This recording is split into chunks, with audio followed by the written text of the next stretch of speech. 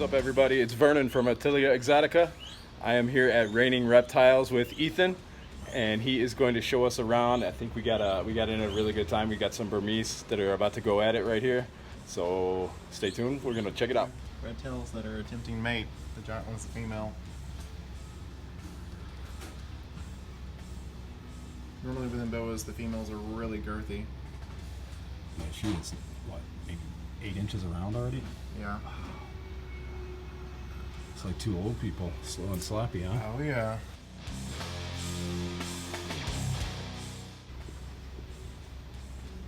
Get out of my face. Ooh, hey. When's feeding day around here? Yesterday. Oh yeah? Yeah. Yeah, that's what Beardies at the top that are hanging out. Those are Buddy. me.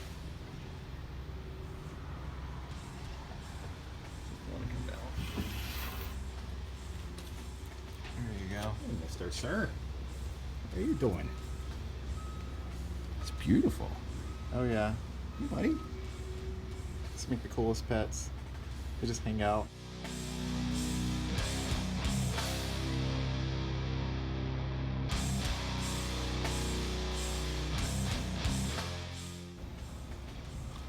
Boo. Reticulated python. Oh, she's pretty. It's like so tempting to want to retic, and then because they're so pretty when they're babies, and then you're just like, what am I gonna do with this thing? They're really not that bad. If you get a dwarf locality, they're more manageable. Of course, if you don't power feed them either, they don't get massive.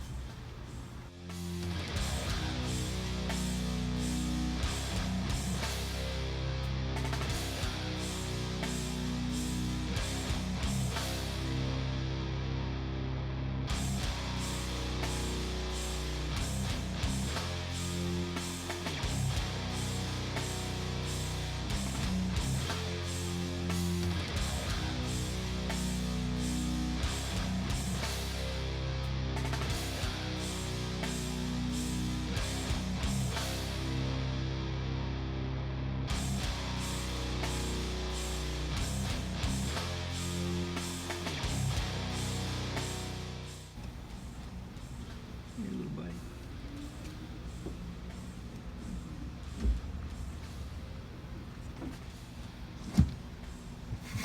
It's so lazy. He's like, just basking. Yeah.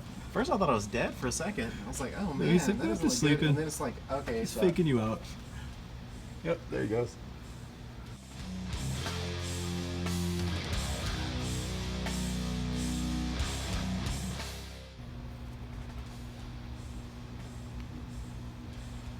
Aw, little baby. Run. Man, those things get me as they get older.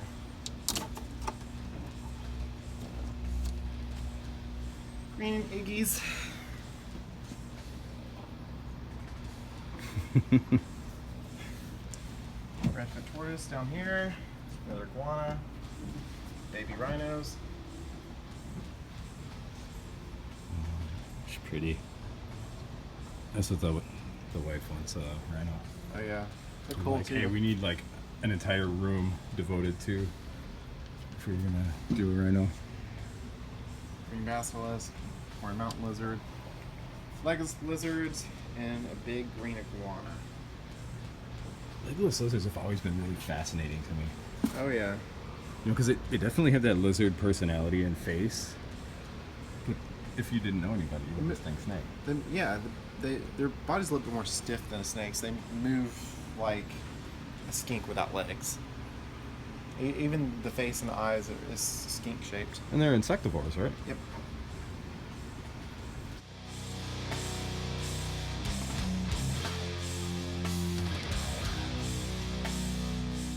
Little cresties.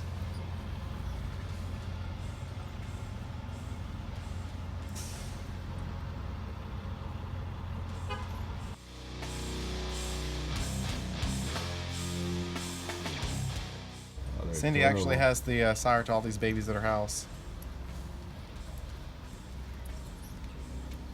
Crazy these things outlive you. I know. And they grow really slowly, don't they? Oh yeah. Not only will they outlive you, you probably not see them grow to their full potential. Oh no. Yeah, there's what's the remainder of the banana that I gave them. I think they want more fruit. It's a turtle party. Oh yeah, they go crazy. As soon as you throw food in there, they all just swarm it. I've never seen a tortoise move that fast.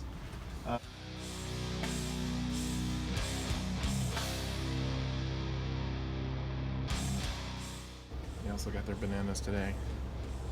He looks very satisfied right now. Oh yeah. Yeah, and then they use their water bowls toilet. Of course. Doesn't everybody? Yes. My GTBs do that. Especially monitors.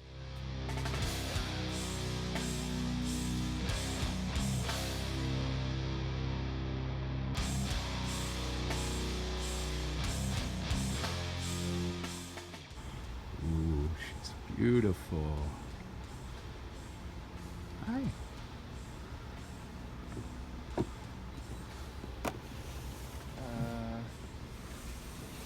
Pastel pied. Very, very cool. I think the coral glows probably make one of the nicest morphs out there. Especially for a dominant mutation, to bring out all the purples and stuff. She's gorgeous. Hi. Pastel inchy. Girl. Let's see what else we got here. We're looking at producing some Spide probably next year or so. I know that you probably have an opinion about that, you know, because the spider gene is known to have a little bit of a neurological Oh yeah. disorder associated with it. But the specimens that we have show zero symptoms, like zero. So we're gonna keep a close eye on them, make sure that nothing, you know, develops or pops up, and probably proceed with the program. Even with the spider gene, you can not catch the neural issues. There's definitely varying degrees of it, from mild to severe, to where they don't show anything at all, but they can still pass it off to the offspring. Typically, mine that carried the gene would start to react whenever they were excited, like when you put one of the males in with a female, and then they'll start corkscrewing a little bit, or when it's feeding time, you'll see some neurological issues. Anything that causes the animal to be neurologically stimulated, that's when you start seeing the bumps in the road.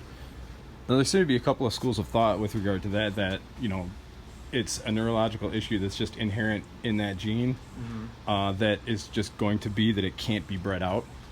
Do you feel like is that something through selective breeding that could ever be bred out of that? It's attached to the chromosome. So it's pretty much There's unethical to breed them.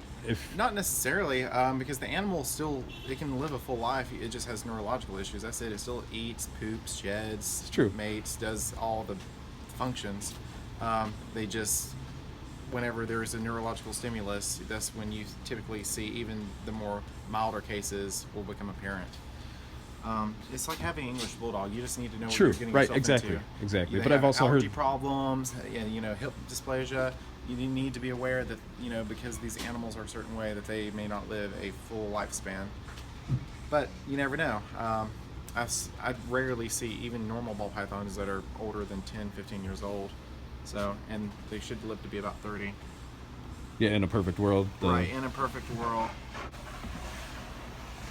Ooh, hello. The albino black pastel and Clown. The biggest cause of deaths with the bigger snakes are typically fatty livers and kidney failure. really, it's pretty interesting. Yep. Overfeeding. And they're using those fat reserves for reproduction, but the animal's not getting enough exercise. But can you offset it with an appropriately sized enclosure that has a stimulating environment? Yeah, absolutely. But how many people are doing that? Right here. That's what we are all about. Yeah. At Reptilia Exotica. That's what we promote. I understand very well, the necessitation of a rack system, but Yeah. We don't employ that kind of thing. I recently got rid of all my racks, so I've switched all the cages. They've done a lot better. I initially was keeping my Angolans in racks, and they kept having health problems, and I didn't understand why. And because I'd see a lot of people that would treat them like ball pythons. So initially, when I got Angolans, that's what I started to treat them as. Well, you can't. For one, their humidity needs to be about 25 to 30% instead of 60.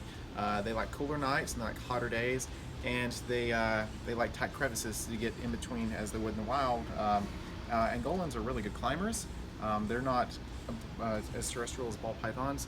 They'll hang in rock crevices, catch birds and bats and things like that, or whatever comes their way. But their tails are prehensile, so they are built for climbing, Right. and they do need those abdominal exercises to get enough cardio to metabolize fats.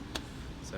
Yeah, I think that's a great way to offset, aggressive feeding program is to make sure that the animal gets plenty of exercise and Absolutely. stimulation and Yep. things like that. I have a spiral staircase, and at least 2 to 3 times a week, I'll take my animals out and I'll put them on the staircase and I'll make them crawl up and down it, just to if there's any respiratory problems or any mucus buildup, they can get rid of it. Right. Or if they're getting a little fat, all right, you got to get exercise.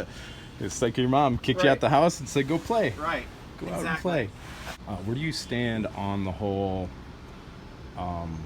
enrichment? Since we're looking at mostly ball pythons, where do you stand on the whole enrichment of the ball python, the Python regius? It's necessary. I mean, even though they are a smaller species of snake, and yes, they do hunt and live in termite mounds, that's not the only thing they're doing in West Africa. No, they're roaming hunting around. birds. Right.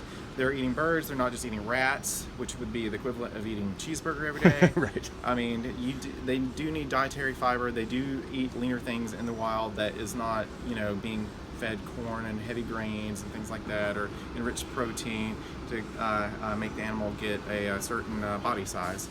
So all you're doing when you're failing to allow the animal to enrich itself or get proper exercise and inhalation, you're just going to kill it. Slowly. Yep.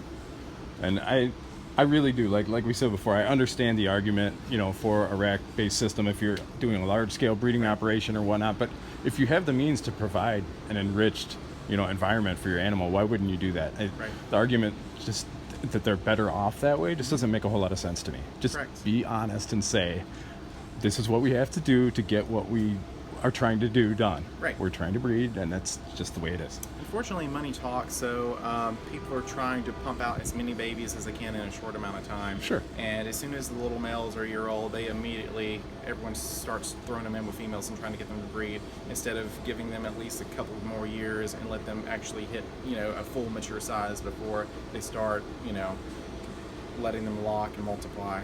To at least see what the animal's potential is and what it's made out of. Right. So. Well, thank you so much, man, for You're giving very me the welcome. tour. And if you've got time later on this week, I'm going to be around. I'd love to see what you've got going on. If you're Yeah. cool with that, I mean, I would totally love it. I'll bring a few things up here. Cool. Sounds good, man.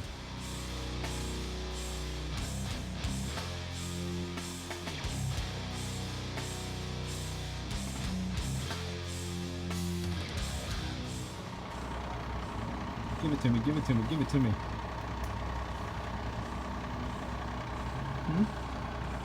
You like me. I know you like me.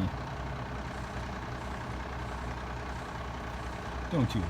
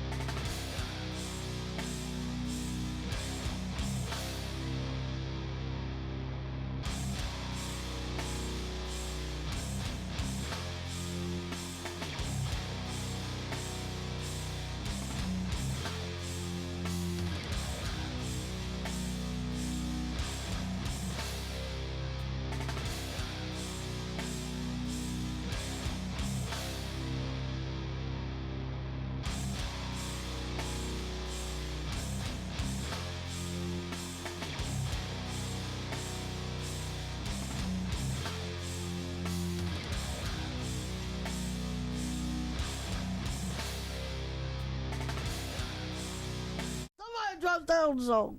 Me? Oh my.